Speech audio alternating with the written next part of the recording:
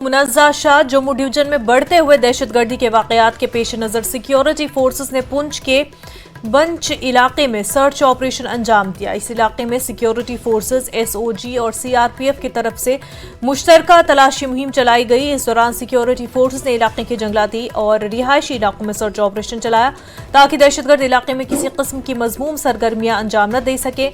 Search operation के दौरान security forces को कोई दहशतगर्द नहीं मिला। काबिल जिक्र है कि कठुआ जिले में गुज़िश्ता 3 दिनों से दहशतगर्दों और सिक्योरिटी फोर्सेस के दरमियान एनकाउंटर जारी है। जिला राजौरी में भी सिक्योरिटी फोर्सेस और दहशतगर्दों के बीच फायरिंग का तबादला होने के बाद सर्च ऑपरेशन जारी है। कठुआ ऑपरेशन में एक दहशतगर्द मारा गया और एक पुलिस एहलकार शहीद हो गया। पुंछ के पड़ोसी जिला राजौरी से दहशतगर्दों और सिक्योरिटी फोर्सेस के दरमियान कल शाम फायरिंग हुई थी। इसके बाद पुंछ में ये सर्च ऑपरेशन लॉन्च किया गया।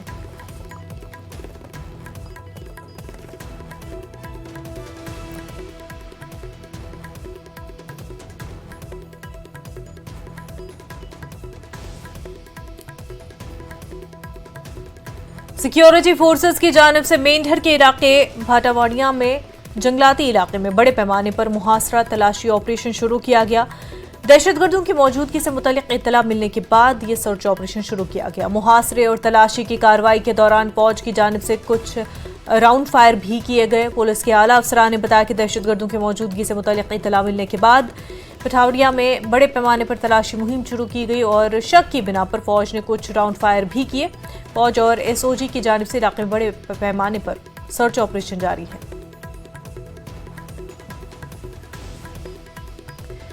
बंजुआ किश्तवाड़ में एक सड़क हादसा पेश आया और इस हादसे में 2 खवातीन मौके पर ही फौत हो गए। हादसे में 3 दीगर अफराद शदीद जख्मी हुए हैं।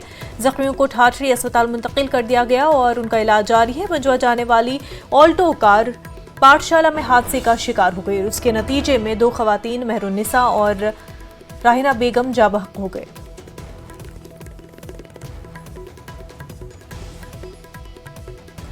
जम्मू कश्मीर में असेंबली इंतखाबात के तीसरे और आखिरी मरहले के लिए स्टेज तैयार है और असेंबली इंतखाबात के तीसरे मरहले में 40 असेंबली हलकों में 1 अक्टूबर यानी कल पोलिंग होगी। कुपवारा, बारामुल्ला, बांडीपुरा, उधमपुर, जम्मू, सांबा और कठुआ अजला के असेंबली हलकों में इस मरहले के तहत पोलिंग होगी। वोटों की गिनती 8 अक्टूबर को होगी। पोलिंग के तीसरे और आखिरी मरहले में 39.18% वोटर वोट डालने के अहल है। हमवार और पुरअमन वोटिंग के लिए वसी इंतजाम किए गए हैं। 415 उम्मीदवारों की किस्मत का फैसला होगा। 5060 पोलिंग मराकज कायम किए गए और उनमें 240 खसूसी पोलिंग स्टेशन शामिल है।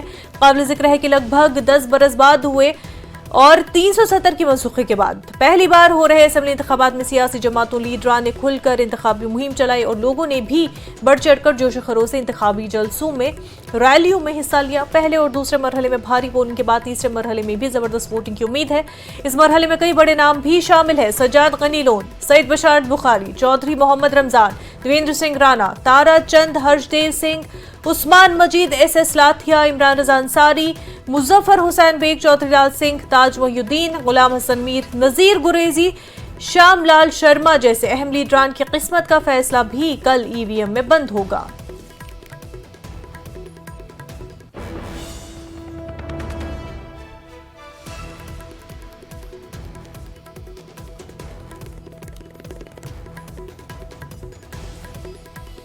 जम्मू और कश्मीर के चीफ इलेक्टोरल ऑफिसर पीके पोले ने कल मुनक्किद होने वाले असेंबली इंतखाबात के तीसरे मरहले के हवाले से मजबूत उम्मीद जाहिर की है। उन्होंने पहले 2 मरहलों के दौरान पैदा होने वाले जोश और खरोश की वजह से बेहतर वोटर टर्नआउट की पेशगोई की है। पोले ने कहा कि जम्मू कश्मीर में पहले 2 मरहले पुरअमन तौर पर हुए। अवाम और सिक्योरिटी फोर्स के ताउन की बदौलत जिन्होंने नज्म ज़ब्त बरकरार रखा।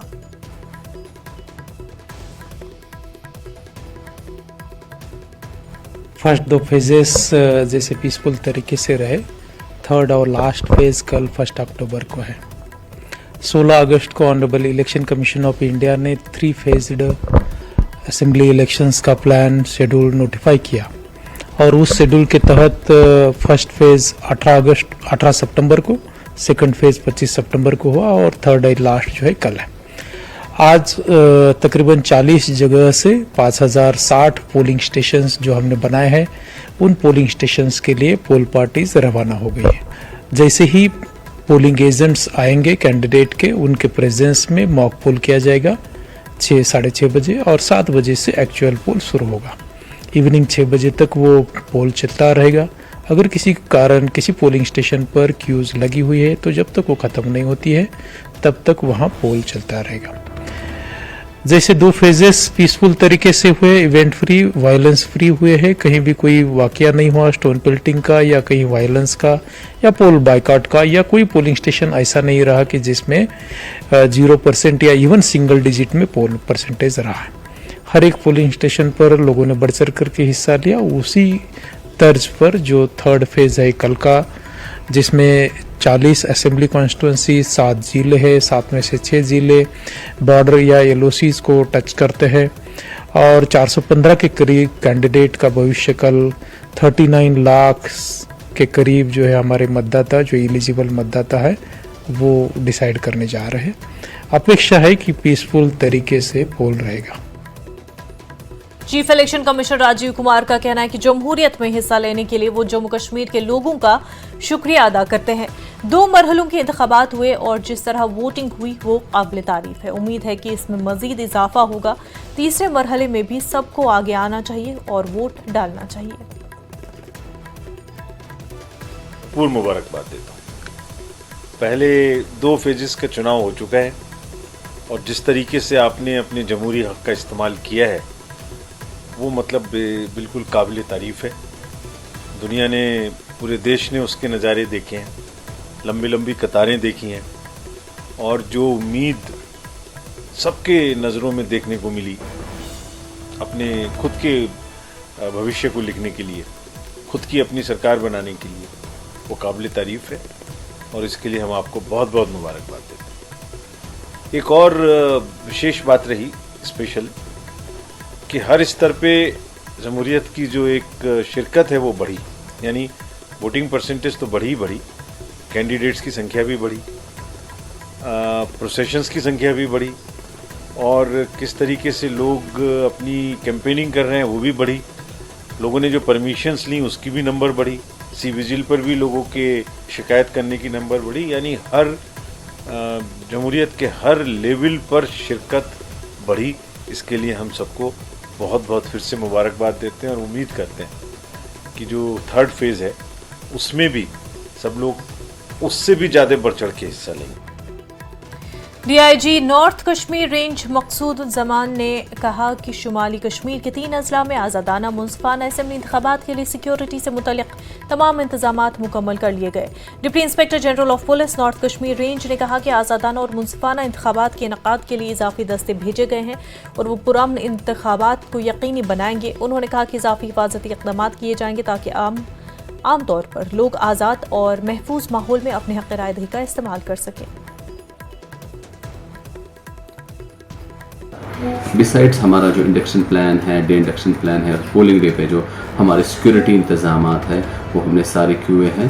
हमारे इस 3rd फेज़ पोलिंग में अराउंड 400 CAPF की कंपनीज़ हैं और कुछ अराउंड 648 आर्म पुलिस की कंपनीज़ हैं और अराउंड 4000 जम्मू कश्मीर पुलिस के जोनल ऑफिसर्स, सेक्टर ऑफिसर और बाकी पोलिंग स्टाफ तैनात हुए हैं।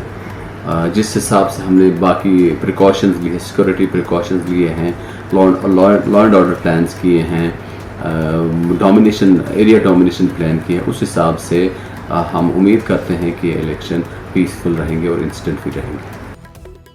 उधमपुर के senior superintendent of police Amod Ashok ने जिले में कल होने वाले इंतखाब के तीसरे और आखिरी मरहले के लिए जामिया हिफाजती इंतजाम का ऐलान किया। उन्होंने इस बात पर जोर दिया कि जिले पुलिस पुरअमन और एहसन इंतखाबी अमल को यकीनी बनाने के लिए तुंदही से काम कर रही है, जिसकी तैयारियां काफ़ी अरसे से जारी है। जिला भर में क्विक रिस्पांस टीमों की तैनाती, चौकियां कायम करने और सेंट्रल आर्म्ड पुलिस फोर्सेज के एहलकारों को तैनात करने पर तवज्जो मरकूज की गई है। हमारे तीसरे चरण के इलेक्शंस का जो डिस्पैच है वो डिग्री कॉलेज बॉयज़ और डिग्री कॉलेज वुमेन में जो है मुनक्कद हो रहा है और आप देख सकते हैं कि सिक्योरिटी फोर्सेस के अमले के साथ चाक चौबंद तरीके से जो है हमारी पोलिंग पार्टीज़ डिस्पैच हो रही है। आज शाम के पहले जो है 654 पोलिंग बूथ में पार्टीज़ इंडक्ट करने का हमारा मकसद है। इस इंडक्शन प्रोसेस को स्मूथ करने के लिए हमने जगह जगह पर जो है ROP की डिप्लॉयमेंट की हुई है, CI QRTs की डिप्लॉयमेंट की हुई है और नाकाबंदी की हुई है। कल सुबह 7 बजे से जो है पोलिंग स्टार्ट हो जाएगी। पोलिंग पूरे अमन पूर्वक तरीके से हो और उसमें किसी भी तरीके की खलल ना पहुंचे, इसके लिए स्पेशल एलएनडो क्यूआरटीज़ और सीआई क्यूआरटीज़ हमने जगह जगह पर तैनात की हुई है। साथ ही साथ हमारे ज़िला पुलिस के जो ऑफिसर्स हैं और स्पेशल जो सीआई क्यूआरटी लेड ऑफिसर्स हैं वो भी पूरे ज़िले में तैनात है। इस इंतजामात के चलते मुझे पूरा यकीन है कि ज़िला उधमपुर में जो है बड़े ही पीसफुल तरीके से इलेक्शंस। जम्मू कश्मीर में समाज के पसमानदा तबकात बशमूल मगरबी पाकिस्तानी रेफ्यूजीज और वाल्मीकि समाज पहली बार असेंबली इंतखाबात में हिस्सा लेंगे। अगरचे वो पार्लिमानी इंतखाबात में हक़ राय दही का इस्तेमाल करते रहे, लेकिन असेंबली इंतखाबात में उन्हें इस हक़ से महरूम कर दिया गया था। उन्हें जम्मू कश्मीर का शहरी नहीं समझा जाता था। 1947 की वेस्ट पाक रेफ्यूजी एक्शन कमेटी के सदर लुभाराम गांधी और दीगर ने मोदी की ज़ेर क़यादत हुकूमत को क्रेडिट दिया, जिन्होंने आर्टिकल 370 को मनसूख किया और रेफ्यूजीज और माशरे के दीगर नज़रअंदाज तबकात को वोट के हकूक़ को यकीनी बनाया।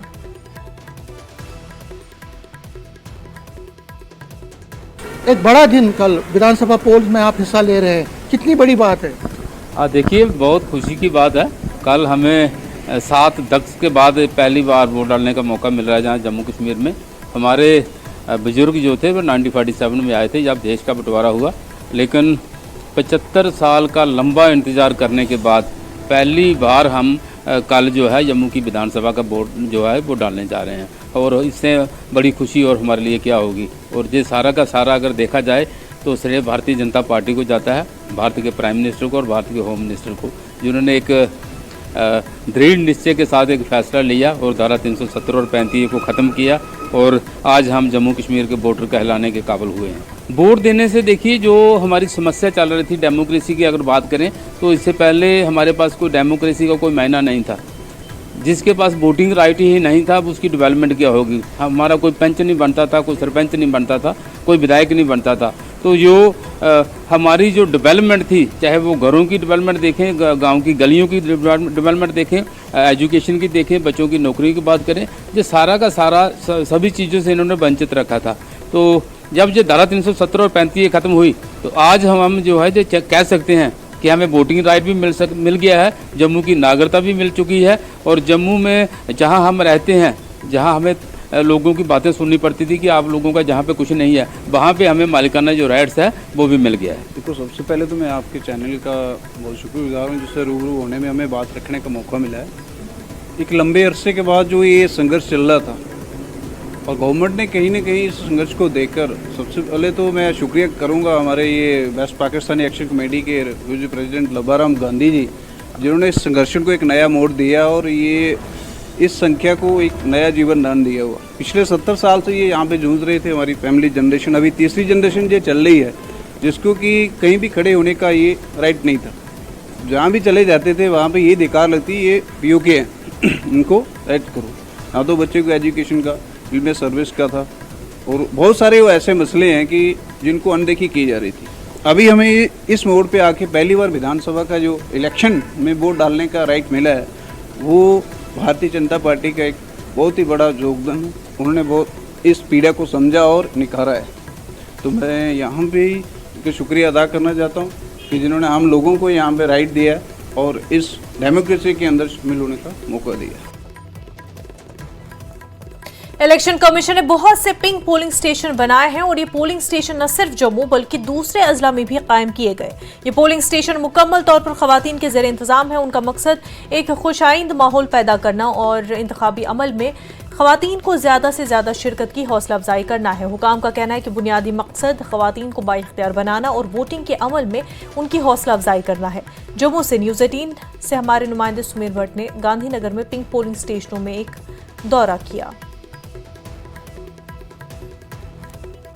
कि 24 सीटों के लिए जो विधानसभा सीटें हैं वहाँ पे कल सुबह 7 बजे से मतदान शुरू होगा और अगर हम जम्मू डिस्ट्रिक्ट की बात करें तो 11 सीट्स के लिए कल सुबह 7 बजे मतदान शुरू होगा, जो शाम को 6 बजे तक चलता रहेगा। पिंक पोलिंग स्टेशन बनाए गए हैं और एक अच्छा रिस्पांस और एक कंफर्ट जोन जो खासकर फीमेल्स को इससे मिलता है। मेरे साथ है इस पिंक पोलिंग स्टेशन की प्रिजाइडिंग ऑफिसर। मैम, आप पूरा नाम बताएं। साइका अख्तर। साइका जी, ये प्रिजाइडिंग ऑफिसर है इस पोलिंग स्टेशन की। मैम, सबसे पहले जानना चाहेंगे कि ये जो पिंक पोलिंग स्टेशन होता है, इसकी खुसूसियत क्या होती है, क्या इसमें होता है? सर, पिंक पोलिंग स्टेशन का जो खसूसियत है वो ये है कि यहाँ पे तकरीबन फ़ीमेल्स होंगी, सारा स्टाफ फीमेल्स का होगा। पीओ से लेके P3 तक, polling officer 1, polling officer 2 and polling officer 3, चारों की जो हमारी टीम है वो फीमेल्स की होगी। और हम लोगों को बहुत अच्छी ट्रेनिंग दी गई है इसके लिए। मैं सेकेंड टाइम ड्यूटी कर रही हूँ। पार्लियामेंट्री इलेक्शन में भी मैं पिंक पोलिंग स्टेशन में P1 थी, इस बार मैं PO हूँ। हमें बड़ी अच्छी तरह से ट्रेन किया गया है, हमें असिस्ट करने के लिए भी लोग भेजे गए हैं। तो प्री पोलिंग तैयारियाँ जो हमने करनी है, जो असाइनमेंट्स हमें दी गई हैं, मैं उसको चेक करने आई हूँ कि ये रेडी है पिंक पोलिंग स्टेशन, किसी चीज़ की कमी ना रहे और स्मूथ फंक्शनिंग होनी चाहिए बड़े अच्छे तरीके से। और आप देखें इसका डेकोरम इतना ज़बरदस्त है, जो हमारा थीम है पिंक कलर का, तो वैसे ये बड़ी एक्साइटमेंट होती है जब हम इतने जोशो खरोश से काम करने आते हैं। पिछली बार भी हमारा बड़ा स्मूथफुल निकला, बहुत अच्छे तरीके से। मॉर्निंग में 5 बजे हम आए थे, शाम हमें यहाँ पे 8 बज गए थे, तो हमें पता ही नहीं चला टाइम कैसे पास हुआ। और काम करने का भी बहुत अच्छा लगा, टीम कोऑर्डिनेशन बहुत ज़बरदस्त थी, बड़े अच्छे तरीके से सक्सेसफुल रहा। और मैं होपफुल हूँ इस बार उससे भी ज़्यादा अच्छा काम करेंगे हम लोग। सर, यहाँ पे मिक्स वोटर्स होते हैं, मेल फीमेल दोनों होते हैं, लेकिन जो टीम काम करने वाली है यहाँ पे, जो हम लोग हैं, हम सारे फीमेल्स होंगे। तो लास्ट टाइम भी जी ये किया गया था। ये कॉन्सेप्ट कितना सक्सेसफुल रहा? I think it's more than 100% successful. बहुत अच्छा लगा। पिछली बार तो हमें भी लगा पता नहीं कैसा काम होगा कैसा नहीं, लेकिन जब ये काम किया तो मैं इस बार फिर चाहती थी कि मैं यहाँ पे दोबारा से काम करूँ पिंक पोलिंग स्टेशन में। अभी ये कंप्लीट होगा तो अब आप देखिएगा, आपको बहुत अच्छा लगेगा। कैमरामैन आशु के साथ समीर भट्ट, न्यूज़ 18 जम्मू। खबरों का सिलसिला आगे भी जारी रहेगा, लेकिन उससे पहले एक छोटा सा ब्रेक।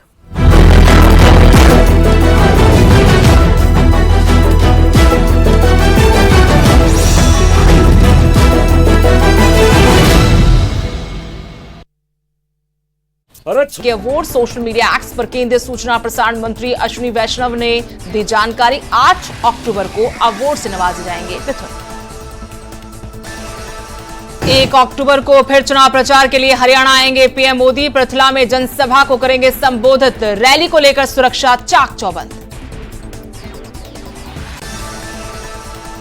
अनिल विज ने कांग्रेस की विजय संकल्प यात्रा पर कसा तंज। कहा, कांग्रेस की तो सारे हरियाणा से यात्रा निकल रही, कांग्रेस हरियाणा से बाहर जा रही। सोना में बीजेपी से बागी हुए सुभाष बंसल को सीएम सैनी ने मनाया। समर्थकों के साथ बंसल ने तेजपाल तंवर को दिया समर्थन। टिकट कटने के बाद निर्दलीय लड़ रहे थे चुनाव। हरियाणा के भवानीखेड़ा में सीएम योगी की रैली। कांग्रेस पर जनता को लूटने और देश के विभाजन का लगाया आरोप।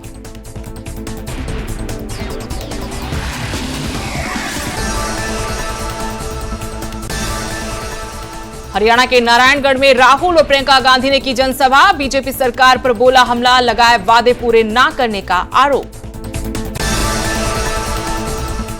जम्मू कश्मीर में तीसरे और आखिरी चरण के लिए कल होगी वोटिंग। वोटिंग कराने के लिए पोलिंग पार्टियों का बूथों की तरफ रवाना होना जारी। जम्मू कश्मीर विधानसभा चुनाव में पहली बार शरणार्थी लेंगे भाग। पश्चिमी पाकिस्तानी शरणार्थी पहली बार कल होने वाले मतदान में लेंगे हिस्सा। मंडी शहर में मस्जिद विवाद के बाद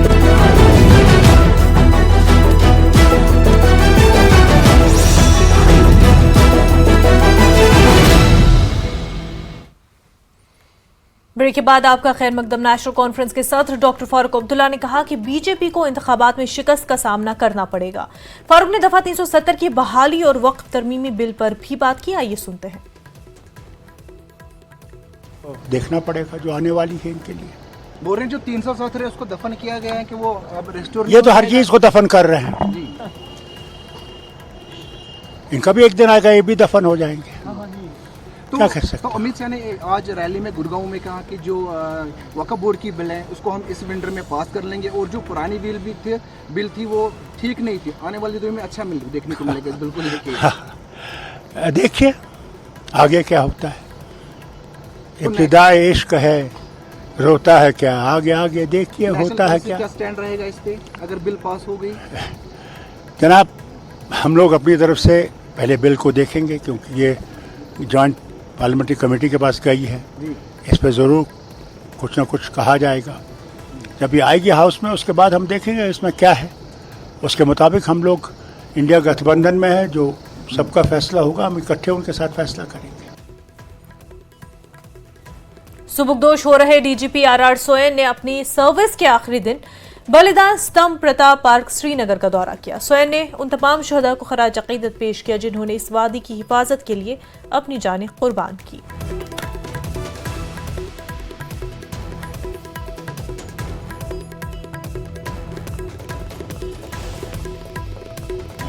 तो मुझे लगता है कि कभी भी इस दौड़ पे मैं भी इसमें कुर्बान हो सकता था।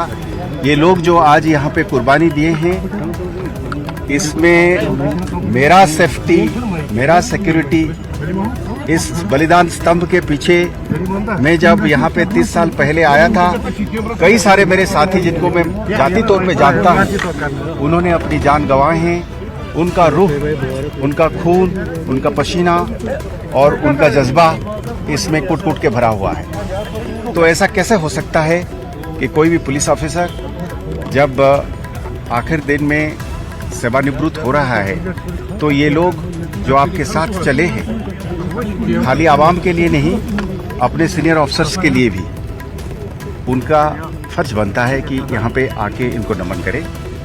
तो ये एक मेरे लिए एक आर्टिकल ऑफ फेथ था, सौभाग्य था, इसलिए मैंने आया और यहाँ पे अपने बाजीगर जवानों का नमन करके उनको श्रद्धांजलि पेश की।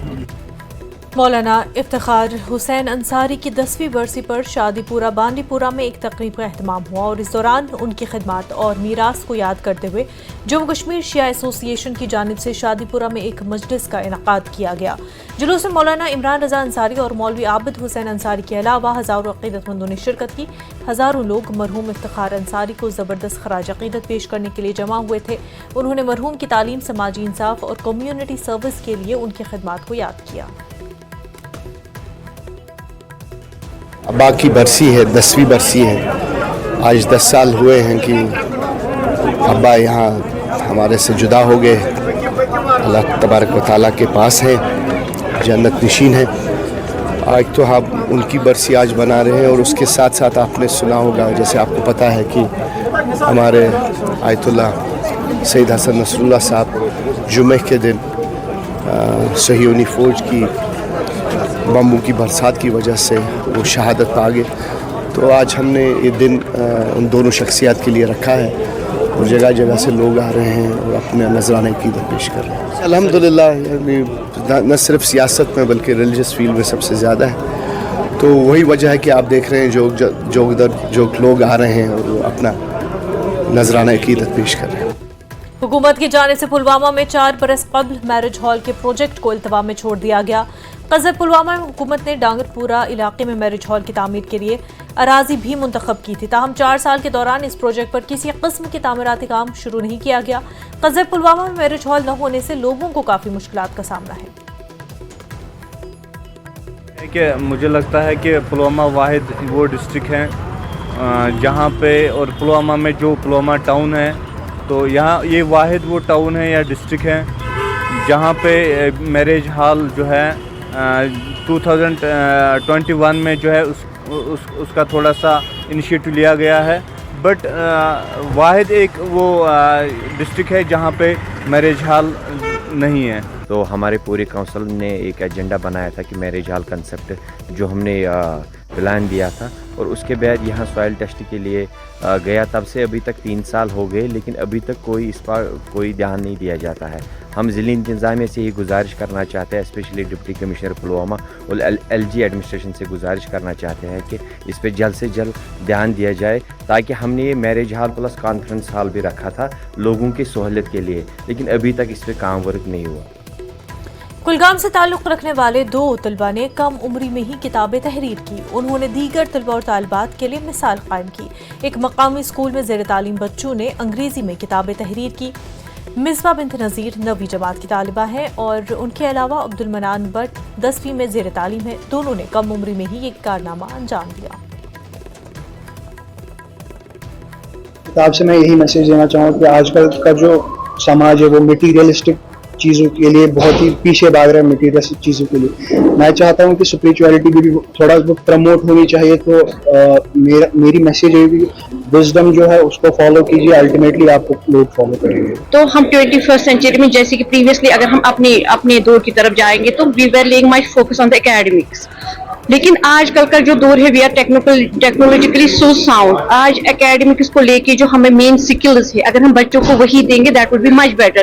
क्योंकि एकेडमिक्स जो होता है कि एकेडमिक्स नो डाउट कि एकेडमिक्स भी अपना एक क्रूशियल पार्ट प्ले करता है, लेकिन ये है कि जब तक ना बच्चा स्किलफुल होगा तभी, क्योंकि 21st सेंचुरी में हमें कुछ स्किल्स है जिन पे हमें बहुत ज्यादा स्ट्रेस लेनी है, और उसमें सबसे ज्यादा जो 4 स्किल्स है that is communication, creativity, critical thinking and confidence. ये 4 स्किल्स अगर हम बच्चे में डेवलप करेंगे then we should say that we have educationally succeeded in our mission. ये जो बुक है वो इटसेल्फ एक मैसेज ही है यूथ के लिए, स्टूडेंट्स के लिए, और फिर भी मैं स्टिल ये मैसेज दूंगी कि वो अपनी जो भी उनका पैशन है उसको फॉलो करे, और अगर उनकी लाइफ में उनको कभी लग रहा है कि वो होप उनकी खत्म हो रही है तो किसी से कंसल्ट करे, अपने किसी भी जो ट्रस्टवर्दी इंसान होगा उससे कंसल्ट करे और शेयर करें। शारदीय नवरात्रि के त्यौहार मनाने मुल्क और बैरून मुल्क से लाखों श्रद्धालु माता वैष्णो देवी के दर्शन के लिए कटरा पहुंचते हैं। हर बार श्राइन बोर्ड मुसाफिरों को कुछ खास सहूलियत फराहम करता है और इस बार भी बोर्ड की जानिब से एक नया रजिस्ट्रेशन काउंटर खोला जाएगा। रेलवे स्टेशन कटरा पर श्रद्धालु जल्द अज जल्द अपना रजिस्ट्रेशन करवा सकेंगे।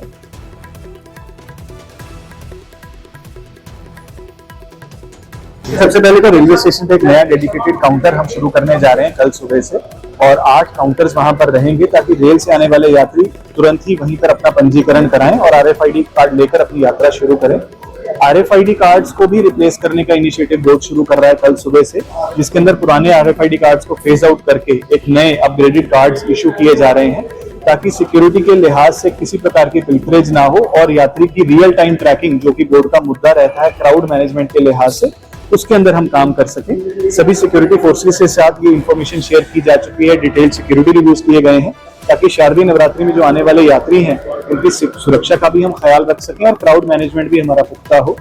अर्धकुंवारी में एक नई लंगर व्यवस्था हम पहली नवरात्रि यानी 3 तारीख से शुरू कर रहे हैं, जो कि बोर्ड की तरफ से इंट्रोड्यूस की जाने वाली चौथी लंगर सेवा होगी। आज के समय में सांजीछत, ताराकोट और भैरव जी पे 3 लंगर सेवाएं जो चल रही हैं, और अर्धकुंवारी पर ये चौथी लंगर सेवा शुरू होगी जो कि यात्रियों को सुबह 7 बजे से लेकर रात को 12 बजे तक उपलब्ध। श्री माता वैष्णो देवी जी के दर्शन करने हर साल करोड़ों श्रद्धालु यहाँ कटरा में पहुँचते हैं और खास तौर पर नवरात्रों में लाखों श्रद्धालुओं को उन सुविधाओं का इंतजार रहता है जो सुविधा श्राइन बोर्ड समय समय पर जिन सुविधाओं में बदलाव करता है। आपको बता दें कि CEO shrine board Anshul Garg ने आज बताया है कि अब श्रद्धालुओं को रेलवे स्टेशन पर ही नए पंजीकरण काउंटर की सुविधा मिलेगी। इसके अलावा अर्धकुंवारी में एक नया निःशुल्क लंगर जो है वो श्रद्धालुओं को मुहैया करवाया जाएगा। इसके साथ ही साथ जो सबसे बड़ा अपडेट श्राइन बोर्ड ने श्री माता वैष्णो देवी जी की यात्रा को लेकर के किया है, कल से RFID कार्ड को बदल दिया गया है। अब श्रद्धालुओं को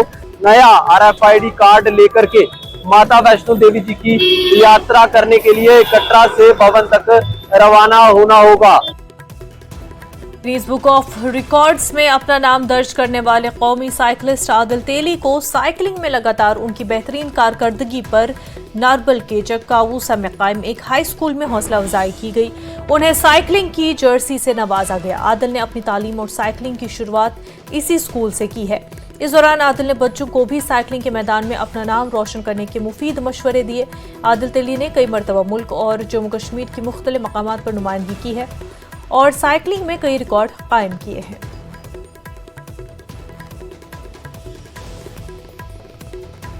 हमारे को करिकुलर एक्टिविटीज़ में स्पोर्ट्स को हम बहुत ज़्यादा प्रमोट करते हैं, स्पेशलिस्टली साइकिलिंग। साइकिलिंग में हमारे जितने भी टॉप साइकिलिस्ट वैली के वो हमारे स्कूल से हैं, स्पेशली इंटरनेशनल साइकिलिस्ट आदिल हैं, आदिल तेली, तो ये हमारे स्कूल के हैं। अकबर खान हैं और बहुत से बच्चे हैं जिन्होंने नेशनल खेला है या इंटरनेशनल खेला है, वो हमारे स्कूल से हैं। आदिल हमारे साथ है, एक नाम कमाया है सारी दुनिया में, इसने गिनीज बुक ऑफ वर्ल्ड में इसने अपना नाम कमाया है। तो आज इनको प्रेजेंट कर रहे हैं यूनिफॉर्म हमारे अपने स्कूल के लोगों के साथ। जम्मू कश्मीर में कल असेंबली इंतखाबात के आखिरी मरहले के तहत पोलिंग होगी और जम्मू डिवीजन के तमाम 24 असेंबली हलकों में पुरअमन वोटिंग को यकीनी बनाने के लिए इलेक्शन कमीशन की जानिब से तमाम इंतजाम किए गए हैं। इंतखाबात के लिए पोलिंग पार्टियों के साथ साथ ईवीएम को भी रवाना किया गया। जम्मू जिला भर के तमाम पोलिंग बूथों पर पोलिंग पार्टियों को सख्त हिफाजती इंतजाम के दरमियान पोलिंग स्टेशनों पर रवाना किया गया। जम्मू जिले के 11 असेंबली हलकों में भी पोलिंग होगी।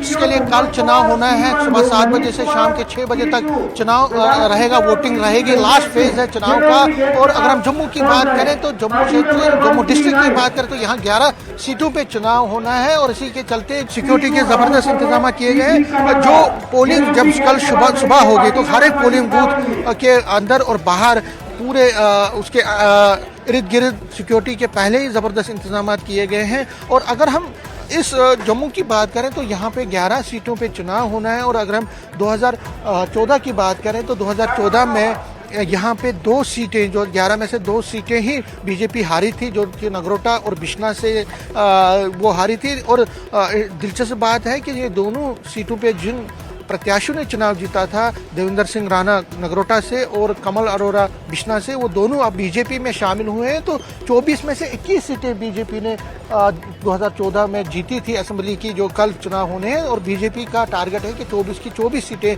जीतना। तो उत्साह बहुत ज़्यादा है और अच्छी एक परसेंटेज देखने को मिल सकती है कल। इसके लिए जो व्यापक अरेंजमेंट्स हैं, जिस तरह मैंने कहा, वो आज फाइनल किए गए हैं। कैमरामैन बंटी के साथ में समीर भट्ट, न्यूज़ 18 जम्मू।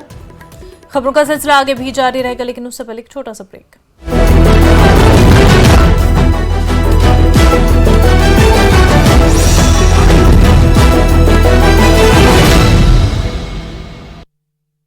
गोल्डी मसाला हुई रेहड़ियां, स्थानीय और पंजीकृत लोगों की दिख रही रेहड़ियां। लोगों ने प्रशासन से प्रवासियों के पंजीकरण की उठाई मांग। कांगड़ा से बीजेपी सांसद राजीव भारद्वाज रक्षा मंत्रालय समिति के 27 सदस्य नियुक्त रक्षा मामलों की अहम बैठकों में लेंगे हिस्सा।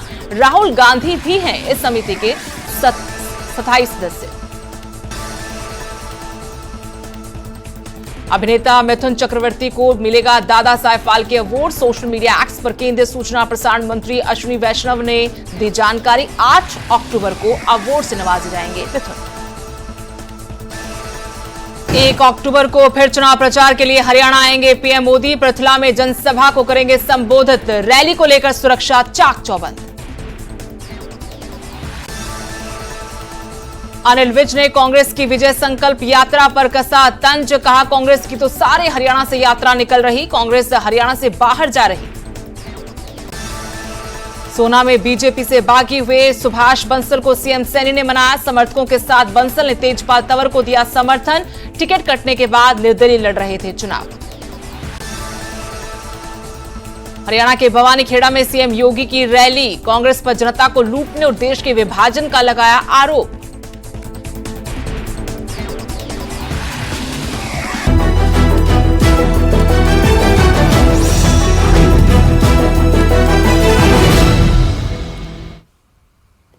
ब्रेक के बाद आपका खैर मकदम। बारामूला के 7 असेंबली हलकों में आज़ादाना मुनसिफाना इंतखाबात को यकीनी बनाने के लिए तमाम इंतजाम किए गए।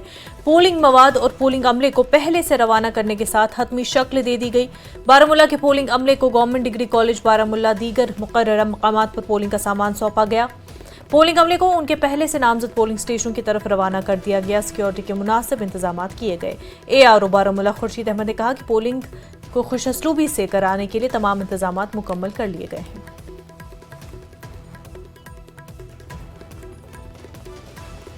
पोलिंग जितना भी अमला है वो यहाँ आ गए हैं, वो मशीनें भी ले रहे हैं।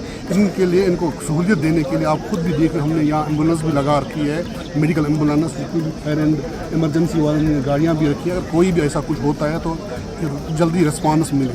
जितने भी पोलिंग जो अमला है वो सुबह सवेरे यहाँ आए हैं। हमारे 158 पोलिंग स्टेशन है।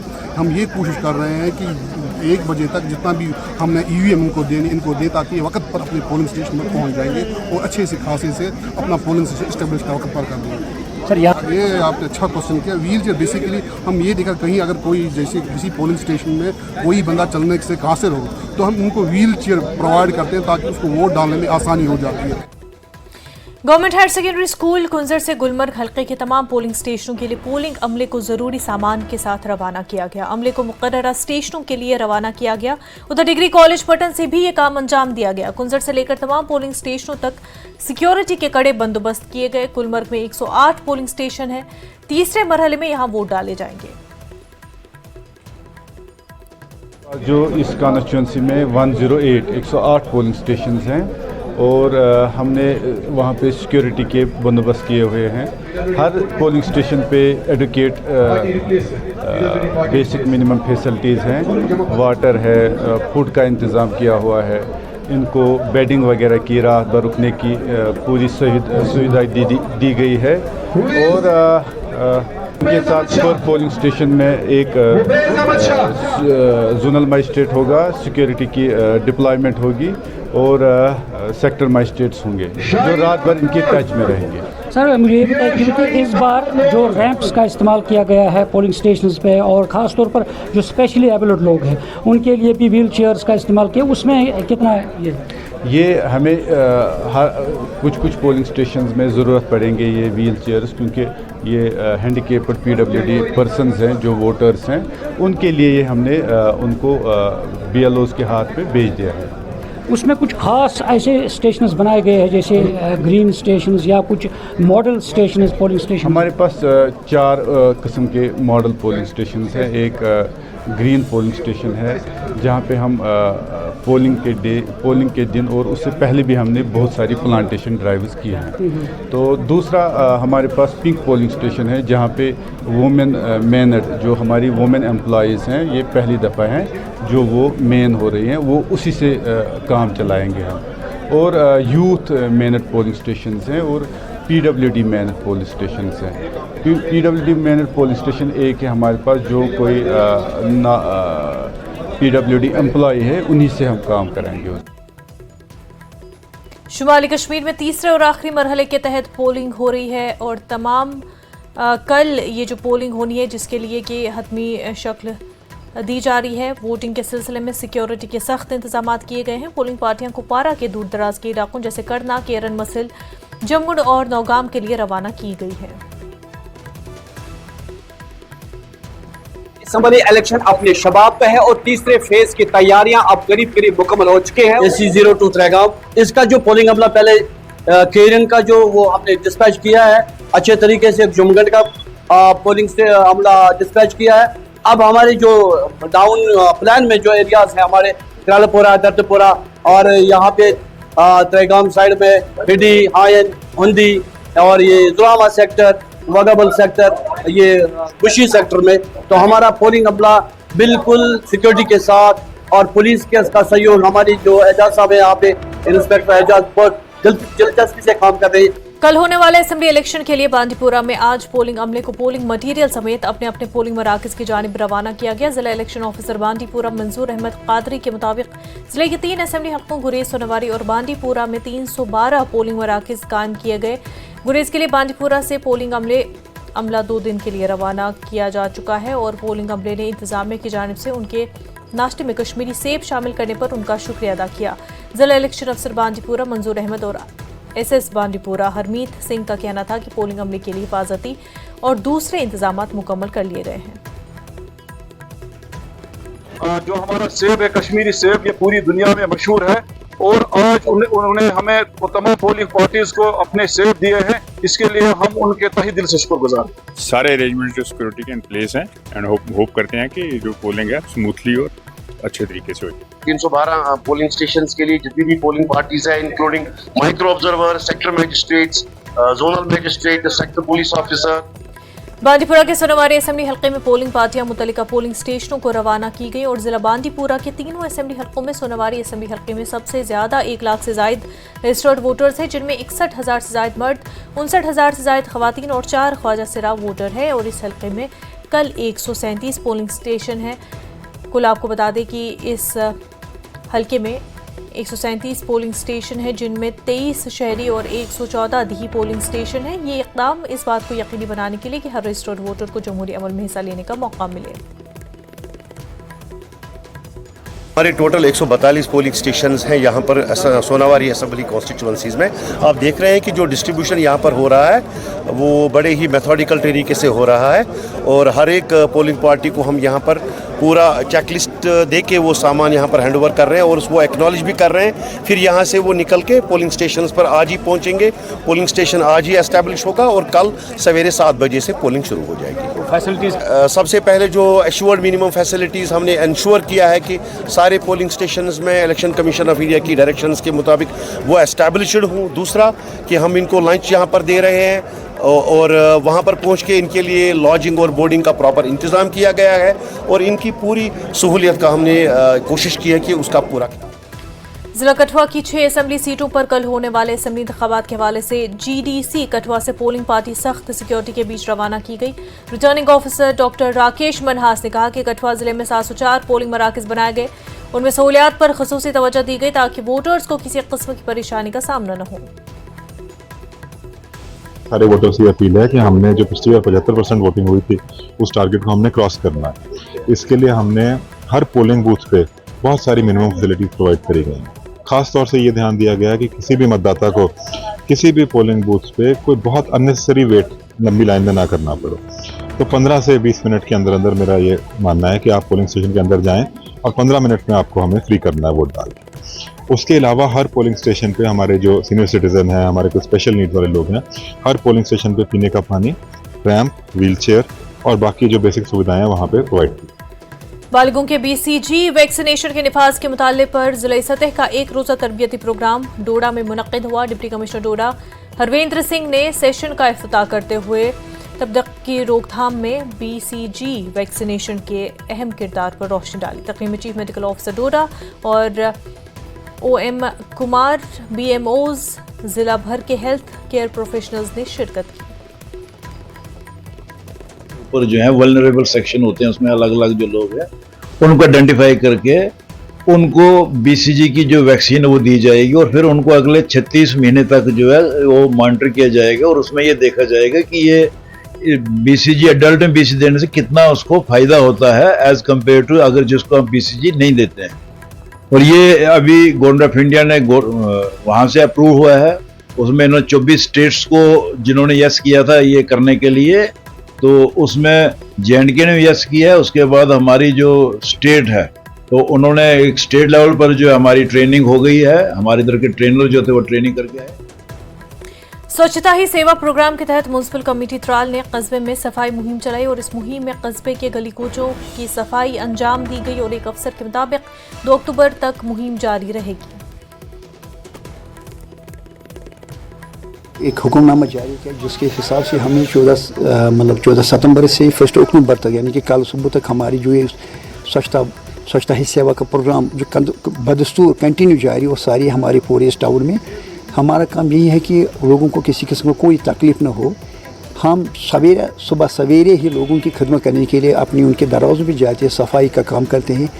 इसके बरकस भी अगर किसी मतलब कोई ड्रेन हमारी यहाँ पर कोई ख़राब होगी तो उसको हम ठीक करते हैं। साथ ही साथ एकदम हमारे टाउन ने हमको एकदम साफ़ सुथरा रखा है अभी तक। कल हमारा एक प्रोग्राम भी जा रहा है और परसों हमारे गांधी जयंती 2 अक्टूबर का दिन हम मनाया जा रहा है। इस सिलसिले में हमारी एक पूरी तैयारी है कि कल भी हम इंशाल्लाह और परसों भी इस प्रोग्राम को अच्छे तरीके से अंजाम। वक्त हो गया एक छोटे से ब्रेक का, जल्द होंगे हाजिर।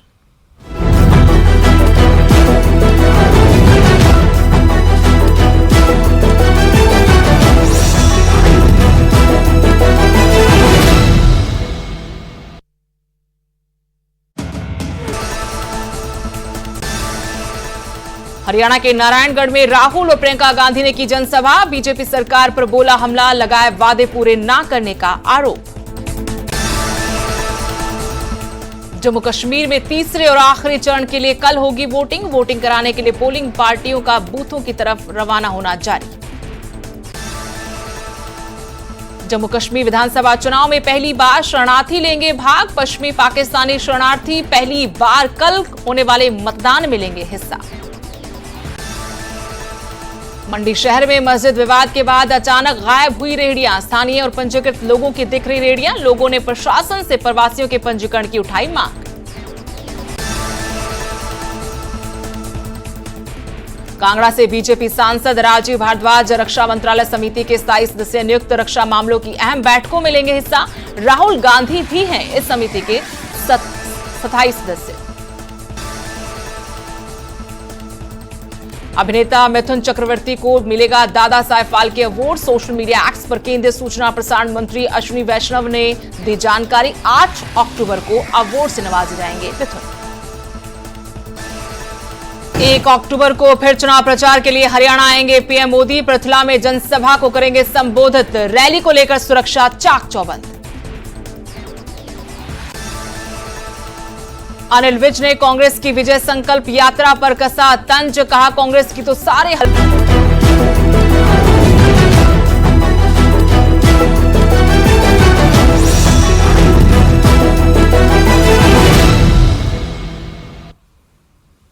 ब्रेक के बाद आपका खैर मकदम। समाजी कबायली बहबूद के महकमे यूटी लद्दाख ने कामयाबी के साथ एक दिलचस्प और मालूमाती प्रोग्राम का इनेकाद किया और प्रोग्राम का मकसद खवातीन और बच्चों के कानूनी हकूक़ के बारे में बेदारी पैदा करना रहा।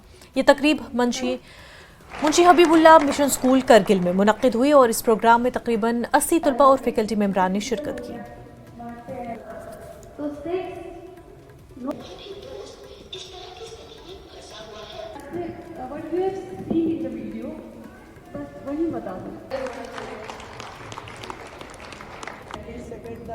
पुलवामा के रूमीजान नामी कारीगर को महाराष्ट्र में मुनक्किदा विश्वकर्मा नुमाइश में वजीर आजम से तबादले ख्याल करने का मौका मिला। रूमी ने आला तालीम हासिल करके पीएम विश्वकर्मा स्कीम से टेलरिंग में तरबियत हासिल करके दूसरी लड़कियों के साथ मिलकर अपना निजी कारोबार शुरू किया। मोदी ने नुमाइश का मुआयना करके इस स्कीम के हवाले से रूमी जान से 7 मिनट तक तबादले ख्याल किया। एग्जीबिशन था तो वहाँ पे मैंने पीएम से बात की। मैंने पीएम उसने मेरे साथ 7 मिनट तक बात की और पूछा इस स्कीम के बारे में कि कैसी है ये स्कीम, कैसा लगा। तो मुझे बहुत सारे बेनिफिट्स मिले इस स्कीम से। मैंने मास्टर्स किया था कॉमर्स एंड कश्मीर यूनिवर्सिटी में। उसके बाद मैं घर पे बैठी थी 6 मंथ्स तक, तो मुझे कोई जॉब वगैरह नहीं मिला। तो मैंने सोचा घर पे भी नहीं बैठ सकते हैं, तो उसके बाद मैंने ये टेलरिंग का शुरू किया छोटे पैमाने पे। जब मैंने इस स्कीम के बारे में सुना तो मैं CSC सेंटर के पास गई, वहाँ से फॉर्म भरा विश्वकर्मा का। तो वहाँ से मैंने ये फॉर्म भर के मुझे 6 डेज़ की ट्रेनिंग मिली। तो वहाँ से मुझे स्टेबिलिटी 6 डेज़ की ट्रेनिंग की मुझे 4000 भी मिले। फिर उसके बाद मुझे 1 लाख का लोन मिला। लोन से मैंने बहुत अपडेशन की अपने इस बिज़नेस में। मैंने 2 लड़कियों को ऐड भी किया अपनी जैसे इस बिज़नेस में। तो मैं चाहती हूँ मेरे जैसे जितनी भी लड़कियाँ हैं वो ऐसे स्कीम्स का फ़ायदा उठाए और ये बिज़नेस में जाए।